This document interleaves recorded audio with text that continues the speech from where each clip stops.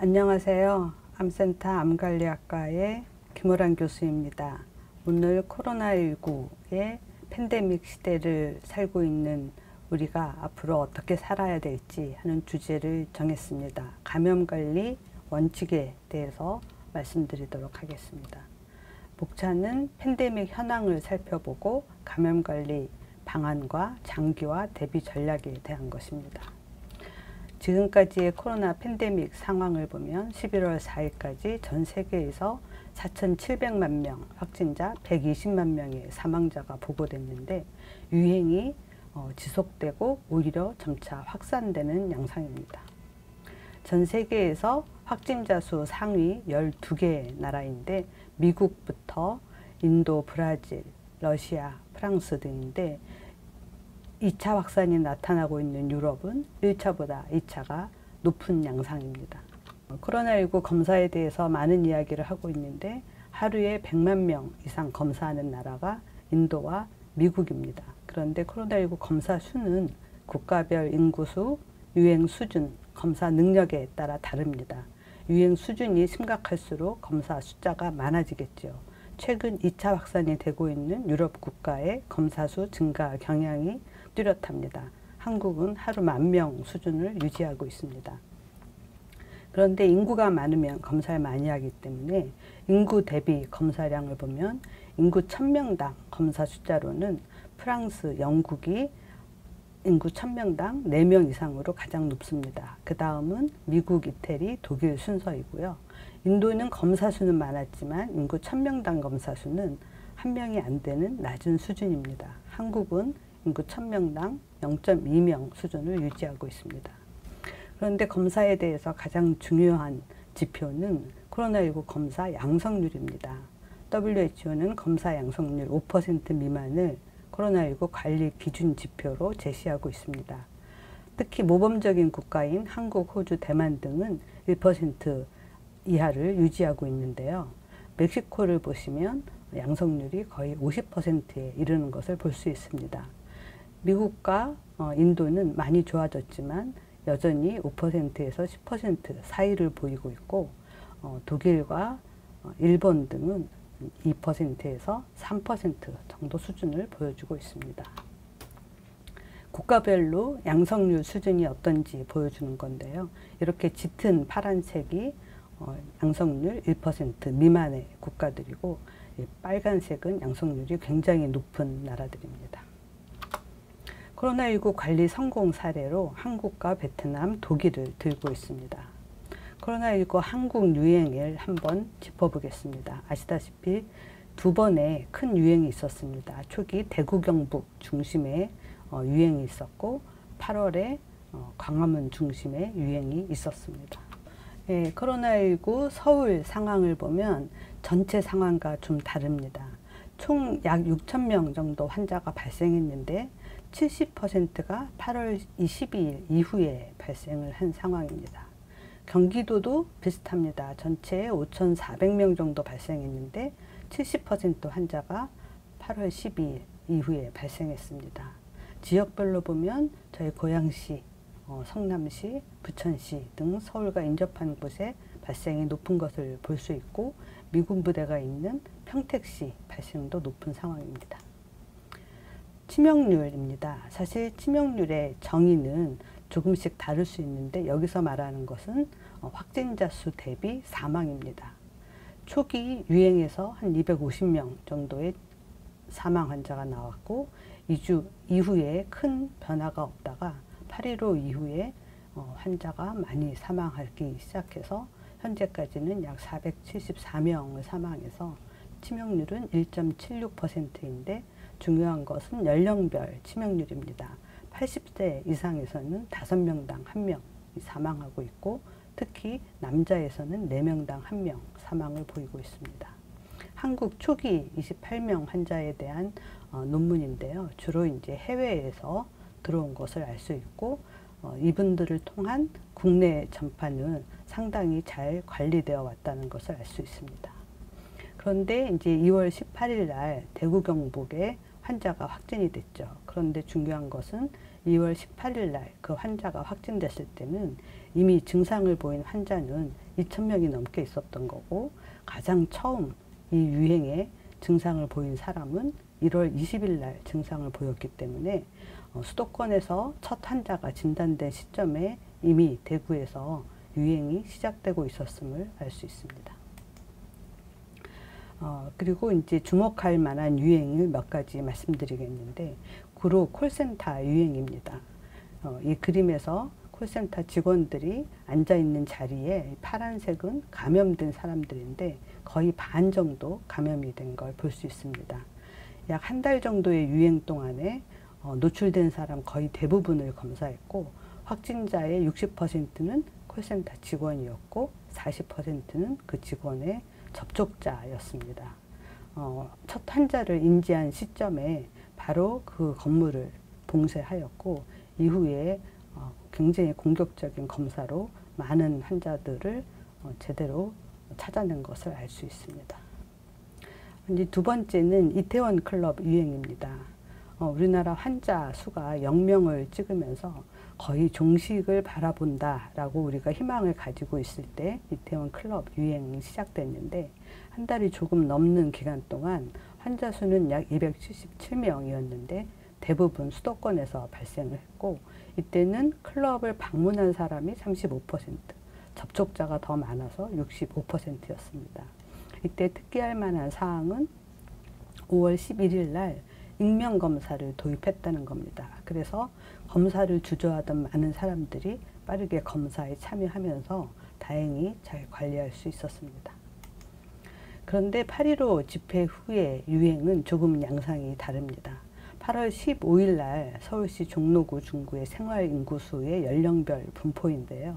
평소에는 여자 70대 이상이 가장 많았는데, 이제 아침 시간에 사람들이 움직이는 시간대를 보면 남자 70세 이상이 가장 많아지고, 그 다음 여자 70세 이상, 또 60대. 그래서 이날 서울시 종로구 중구에는 굉장히 많은 노인 연령이 움직이고 있었다 하는 걸 알 수 있고, 토요일마다 이 광화문 옆에 역에 지하철역 하차 인원을 보면 평소에 한 3만 명 정도 수준인데 8월 15일 날은 7만 명 가까이 사람이 모여서 한 4만 명 이상이 이날 추가된 것을 알 수 있습니다. 한국 코로나19 대응 방향을 한마디로 얘기하면 아주 똑똑한 사회적 거리두기라고 할 수 있습니다. 2월 29일 날 처음 사회적 거리두기가 시행되었고, 이후 강화되었다, 완화되었다, 또 이제 집합 금지 명령 등이 진행이 되어 오다가 8월에는 사회적 거리두기 단계가 2단계, 2.5단계, 2단계, 추석 특별 방역 등으로 이어졌으며 10월 12일부터는 현재까지 1단계를 유지하고 있는 상황입니다.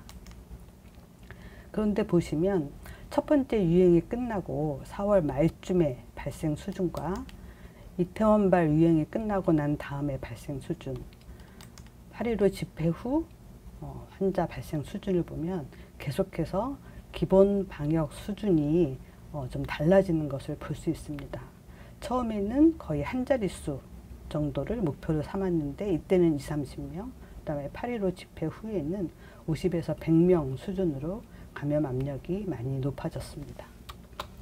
한국 사회의 거리두기 이동 변화 양상을 구글 모빌리티에서도 확인하실 수 있습니다. 코로나19 감염 관리 방안은 크게 두 가지입니다. 그 전에 먼저 감염병 역학이 다른 질환의 역학과 무엇이 다른지 한번 살펴보면, 감염병 역학에서는 환자가 곧 노출이 된다는 거, 그 다음에 무증상 감염이 있다는 거, 그 다음에 접촉 패턴이 굉장히 중요하다. 또 면역이 중요하고, 또 감염병 역학은 때때로 굉장히 급한 위기를 만들어낸다 하는 것이 중요한 특징입니다. 감염관리의 원칙을 이용해서 코로나19를 관리할 수 있는데, 먼저 역학적 특징을 살펴보면 코로나19는 증상 전에부터 바이러스가 배출되기 시작하는데 증상이 끝나고도 한동안 바이러스가 배출이 됩니다. 그래서 전염기가 사실 이 증상 전에 시작되는데 마지막 언제까지 이어지는지 아직 잘 모릅니다. 보통은 증상이 끝나고 한 3, 4일까지는 이어진다고 생각하고 있습니다. 따라서 사실은 굉장히 관리하기 어려운 감염병이다 하는 것을 알 수 있습니다. 감염관리 원칙은 크게 세 가지입니다. 병원체와 병원소 관리가 감염병 관리의 가장 확실한 방법인데, 동물이 병원소라면 우리가 살처분을 많이 합니다. 사람이 병원소일 때는 병원체를 배출하는 환자나 보균자를 신속하게 확인해서 적절한 치료를 하거나 아니면 격리하게 됩니다. 전파 과정을 차단하는 방법은 검역과 격리가 가장 중요한 방법인데요. 검역은 사실 이제 접촉자를 대상으로 감염이 의심되는 시점부터 최대 잠복기까지, 격리는 진단 시점부터 전염력이 없어질 때까지 하는 겁니다. 전파 과정을 차단하기 위해서 위생관리, 또 우리가 지금 하고 있는 사회적 거리두기가 중요한 방법입니다. 숙주관리는 면역을 향상시키는 건데, 예방접종이 있으면 좋지만 없다고 하더라도 영양관리나 기저질환 관리, 정신적 안정을 통해서 면역을 향상시킬 수 있습니다. 코로나19 대응 방안에 감염 전파를 차단하는 방법을 정리하였으니 참고하시기 바랍니다. 여러 캠페인이 있었는데 마스크 쓰기, 또 사회적 거리두기, 손 씻기 등을 강조해 왔습니다.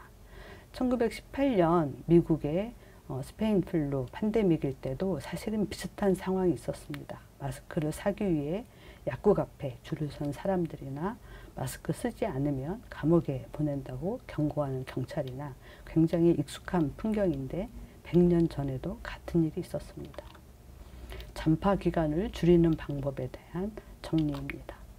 위험 소통을 할 때는 위험의 크기와 사람들이 그 위험에 대응하는 이제 두려움이나 분노를 가지고 하게 되는데, 위험도 크고 분노도 크다면 우리가 함께 이 위기를 잘 겪어 나가자 하는 위기소통을 해야 됩니다.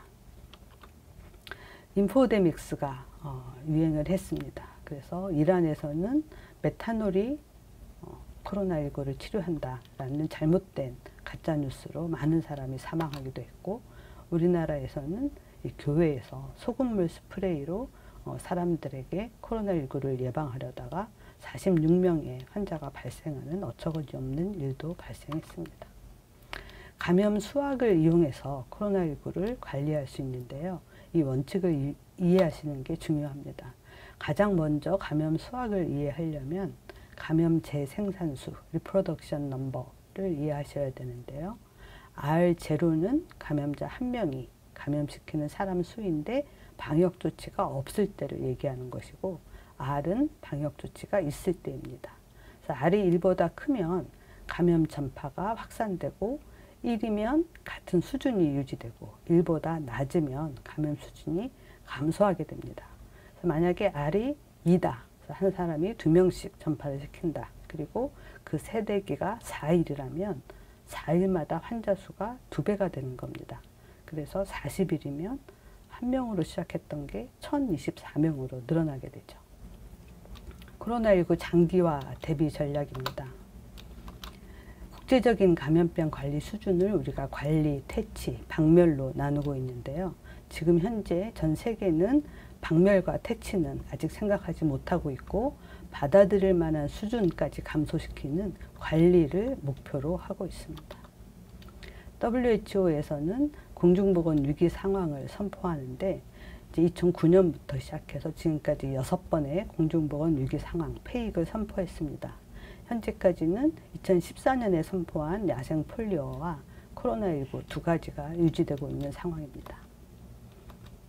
대비 전략으로는 우리가 잘 알고 있는 기본에 충실하는 겁니다. 감염병 감시 체계, 역학조사, 실험실을 강화하고, 공중보건 방역 체계를 특히 지역에서 강화하고, 보편적인 건강보험을 예방 중심으로 특히 감염 예방에서 옮겨야 되고, 감염병 예방 및 관리에 관한 법률도 개인의 자유 제한은 최소화하면서도 공동체를 보호할 수 있는 사회적 합의를 만들어내야 됩니다. 전문 인력 양성도 중요하고요. 감염병의 불확실성을 이해하는 것이 무엇보다 중요합니다. 신종 감염병은 말 그대로 모르는 질병입니다. 따라서 의사결정은 지금까지 알고 있는 내용을 기준으로 하되, 바로 내일 새로운 사실을 알게 되면 정책이 바뀔 수도 있음을 이해해야 됩니다. 또한 감염병은 예방과 대비가 부족해지면 위기 상황이 초래될 수도 있습니다. 이런 위기 상황에서 감염병 관리 의사결정자는 보건 분야 책임자뿐만 아니라 대통령과 총리 등 이제 정치권에서 하게 된다는 것도 이해가 필요한 부분입니다. 감염 이해 부분인데요. 아까 말씀드린 것처럼 감염병 확산은 생물학적 요인뿐 아니라 다양한 개개인의 행동 요인까지 복합적인 영향을 받게 됩니다. 따라서 이런 감염병 확산에 대한 이해가 부족해지면 가짜뉴스가 확산되고 따라서 감염병이 확산됩니다.